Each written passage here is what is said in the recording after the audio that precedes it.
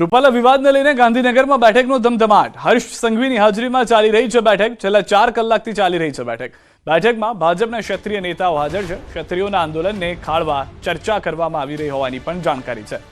તો વધુ મહત્વની માહિતી જે મળી રહી છે કે એક તરફ અસ્મિતા સંમેલનની વાત ક્ષત્રિય સમાજ તરફથી ધંધુકામાં કરવામાં આવી રહી છે।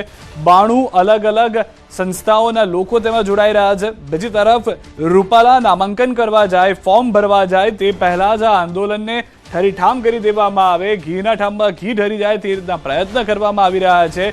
તેના માટે ભાજપના જ ક્ષત્રિય નેતાઓને એકઠા કરવામાં આવી રહ્યા છે। ખુદ ગૃહ રાજ્યમંત્રી હર્ષ સંઘવીના નિવાસસ્થાને આ બેઠક મળી રહી હોવાની પણ જાણકારી મળી છે। સૌથી વધારે મહત્વની વાત એ છે કે અંદાજિત 3 કલાક જેટલો સમય છે અને ત્યારથી બેઠકની અંદર અનેક નેતાઓ ભાજપના પહોંચી રહ્યા છે, જેઓને સાથે બેઠક કરવામાં આવી રહી છે।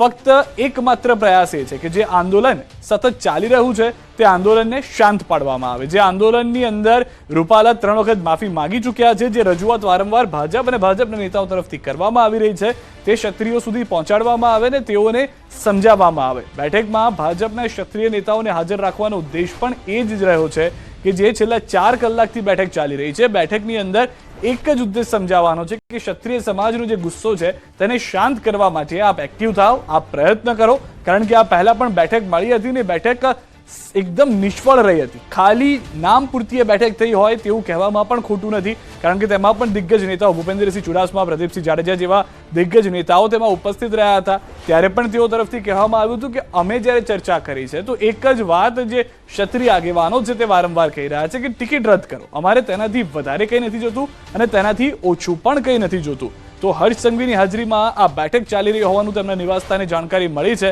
જેમાં પણ દિગ્ગજ નેતાઓ ઉપસ્થિત છે। અંદાજિત 4 કલાકનો સમય થઈ ગયો છે કે જ્યારથી આ બેઠક સતત કરવામાં આવી રહી છે અને સૌથી વધારે મહત્વની વાત એ છે કે ક્ષત્રિય સમાજને કેવી રીતે મનાવવામાં આવે કે જ્યારે પણ રૂપાલા ફોર્મ ભરવા જાય, પરસોત્તમ રૂપાલા ફોર્મ ભરવા પહોંચે તે પહેલા આ મામલો શાંત થઈ ગયો હોય, ના તો વિરોધનો સામનો કરવો પડે, ના તો રૂપાલા જ્યારે ફોર્મ ભરવા જાય ત્યારે કોઈ ઉગ્ર આંદોલન રાજ્યની અંદર થતું જોવા મળે। આ માટેની આ બેઠક જે છે તે મળી રહી છે, જેમાં સૌથી વધારે મહત્વનો મુદ્દો તે પણ જાણવા મળી રહ્યો છે કે જે પણ નેતાઓ, જે પણ આગેવાનો છે તે તમામ ક્ષત્રિય સમાજના જ હોય અને તે ક્ષત્રિય સમાજના ભાજપના નેતાઓ, જે પણ આગેવાનો હાલમાં ક્ષત્રિય આગેવાનો આક્રમક છે તેઓને સમજાવે। વધુ માહિતી ન્યૂઝ 18 સંવાદદાતા ઋત્વિજ પાસેથી પણ મેળવે, જે અમારી સાથે જોડાઈ ગયા છે। ઋત્વિજ, છેલ્લા 3-4 કલાકથી આ બેઠક સતત મળી રહી છે, કોણ કોણ નેતાઓ તેમાં ઉપસ્થિત છે, કોણ કોણની હાજરીની અંદર એ સમજવાનો પ્રયાસ થઈ રહ્યો છે ગૃહ રાજ્યમંત્રી હર્ષ સંઘવી દ્વારા કે આંદોલનને શાંત પાડવામાં આવે અથવા તો આંદોલનને બંધ કરી દેવામાં આવે?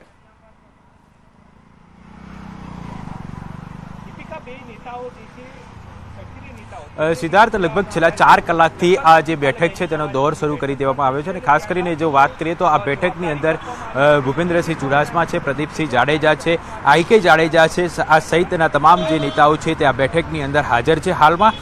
અને જે પ્રકારે વાત કરીએ તો નિવેદન જે પરસોત્તમ રૂપાલાના નિવેદન બાદ જે પ્રકારે વિવાદ વકર્યો હતો, અનેક સંમેલનો થયા હતા અને જે પ્રકારે વિરોધ પ્રદર્શન થયા હતા અને તેને ધ્યાનમાં રાખીને છેલ્લા કેટલાય સમયથી જે ક્ષત્રિય સમાજ છે તેઓને મનાવવાનો પ્રયાસ કરવામાં આવ્યો હતો। પરસોત્તમ રૂપાલા દ્વારા માફી પણ માંગવામાં આવી હતી, તેમ છતાં આ જે વિરોધ છે તે વિવાદ છે તે બંધ થવાનું નામ નથી લઈ રહ્યો અને જે પ્રકારે એક પછી એક કેન્દ્રીય મંત્રી એટલે કે જે રાષ્ટ્રીય અધ્યક્ષ હોય કે કરણી સેનાના રાષ્ટ્રીય અધ્યક્ષ હોય કે અન્ય નેતા હોય તેઓ પણ અહીં આવી રહ્યા છે, અનેક સંમેલનો પણ થઈ રહ્યા છે અને તેને ધ્યાનમાં રાખીને આ જે વિવાદ છે તેનો અંત કેવી રીતે આવે, કોને કઈ રીતે સમજાવવામાં આવે કે જેથી કરીને આ વિવાદ છે તે પૂર્ણ થાય, તેને ધ્યાનમાં રાખીને આ એક બેઠકનું આયોજન કરવામાં આવ્યું હતું। લગભગ છેલ્લા 4 કલાકથી આ બેઠક ચાલી રહી છે અને જે પણ ક્ષત્રિય આગેવાનો છે, જે નેતા છે તે તમામ નેતાઓને બોલાવવામાં આવ્યા છે અને અલગ અલગ બાબતો અંગે ચર્ચા વિચારણા કરવામાં આવી રહી છે કે આ જે વિવાદ છે તેનો અંત કેવી રીતે લાવી શકાય કે જેથી કરીને જે આવનારી ચૂંટણીની અંદર જે ભારતીય જનતા પાર્ટીને નુકસાન ન થાય। પરંતુ જે પ્રકારે ક્ષત્રિય સમાજની માંગ એક જ છે, જ્યારથી આ વિવાદની શરૂઆત થઈ હતી ત્યારથી તેઓ પોતાની માંગ ઉપર અડગ રહ્યા છે કે કોઈ પણ ભોગે જે ટિકિટ છે તે ટિકિટ પરત લેવામાં આવે, તે જ માંગ સાથે તેઓ અડીખમ છે અને એક જ માંગ કરી રહ્યા છે પૃથ્વીજ, બે મહત્વની વસ્તુ છે. ગઈકાલે જે પરિસ્થિતિ રાજકોટમાંથી અમદાવાદમાંથી લો એન્ડ ઓર્ડરની ઉપર પણ સવાલ ઊભા થઈ ગયા હતા. બીજી વાત એ પણ મહત્વની છે કે આની પહેલા જ્યારે બેઠક મળી હતી એ બેઠકની અંદર પણ એવું થયું હતું કે ક્ષત્રિય સમાજના આગેવાનો ઉપસ્થિત રહ્યા હતા, છતાં પણ ત્યાં આગળ વાત કંઈ બની નહીં. તો આ બંનેને ધ્યાનમાં રાખી હર્ષ સંઘવી સાથે બેઠક થઈ રહી હોઈ શકે છે.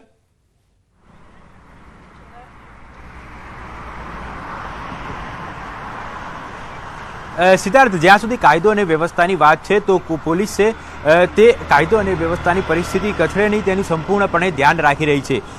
જો અત્યાર સુધીના જે અલગ અલગ સંમેલન છે, વિરોધ પ્રદર્શન છે, રેલી છે, તેની જો વાત કરીએ તો અત્યાર સુધીમાં જે પણ રેલી કે વિરોધ પ્રદર્શન થયા છે તો તમામ જગ્યાએ પૂરતો પોલીસ બંદોબસ્ત તૈનાત કરી દેવામાં આવ્યો છે.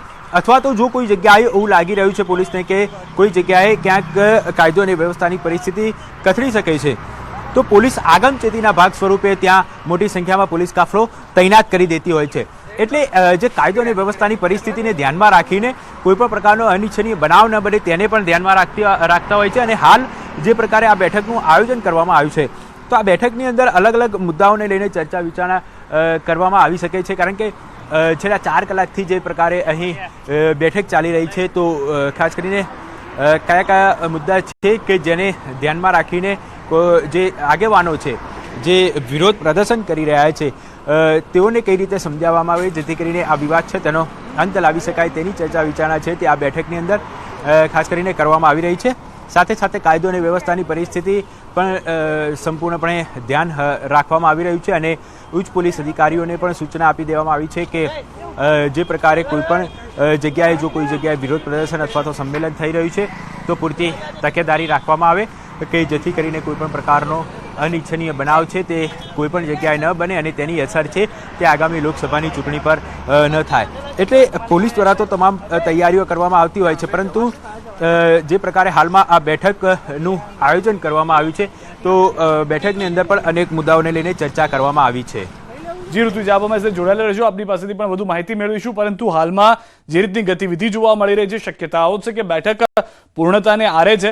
સૌથી વધારે મહત્વની વાત એ પણ છે કે અનેક ધારાસભ્યો પણ ઉપસ્થિત છે આ બેઠકની અંદર, કારણ કે ગાડીઓ જે રીતે આવજા કરી રહી છે, MLA લખેલા બોર્ડ્સ તેના પર જોવા મળી રહ્યા છે. અને હર્ષ સંઘવી એ તમામ પ્રયાસમાં છે કે આ આંદોલન જે રીતે ઋત્વિજે પણ જણાવ્યું તે પ્રમાણે રૂપાલા ટિકિટનું નામાંકન કરવા જાય, ટિકિટને લઈને પહોંચે કે તેઓના નામની ઉપર મહોર લગાડવામાં આવે તે પહેલા જ આ આંદોલનને શાંત કરી દેવામાં આવે. ફોર્મ ભરવા જાય તે પહેલા આ આંદોલન બંધ થઈ ગયું હોય ગુજરાતમાં તે માટેના પ્રયાસ આ બેઠકની અંદર કરવામાં આવી રહ્યા છે. તો ક્ષત્રિયોના વિરોધ વચ્ચે સુરતમાં પરસોત્તમ રૂપાલાએ જોરશોરથી પ્રચાર કર્યો છે. પાટીદાર સમાજે રૂપાલાનું ઉષ્માભેર સ્વાગત કર્યું. ઉમિયાધામમાં મા ઉમિયાના દર્શન કર્યા. પરસોત્તમ રૂપાલા સાથે ભરત મોગરા જોડાયા પ્રચારમાં. તો સુરતમાં સૌરાષ્ટ્રના મતદાતાઓને રીઝવવાનો પણ પ્રયાસ કર્યો. પરસોત્તમ રૂપાલાએ સુરતમાં જાહેર સભાને સંબોધી અને પહેલા સુરત મિની સૌરાષ્ટ્ર હતું તેવું પણ જણાવ્યું. હવે સુરત મિની ઇન્ડિયા બની ગયું છે. બીજા મતદારોને પણ પોતાના પ્રાંતમાં જઈ મતદાન કરવા માટે અપીલ કરી. પોતાના રાજ્યમાં જઈ ભાજપ માટે મતદાન કરવા માટે અપીલ કરી.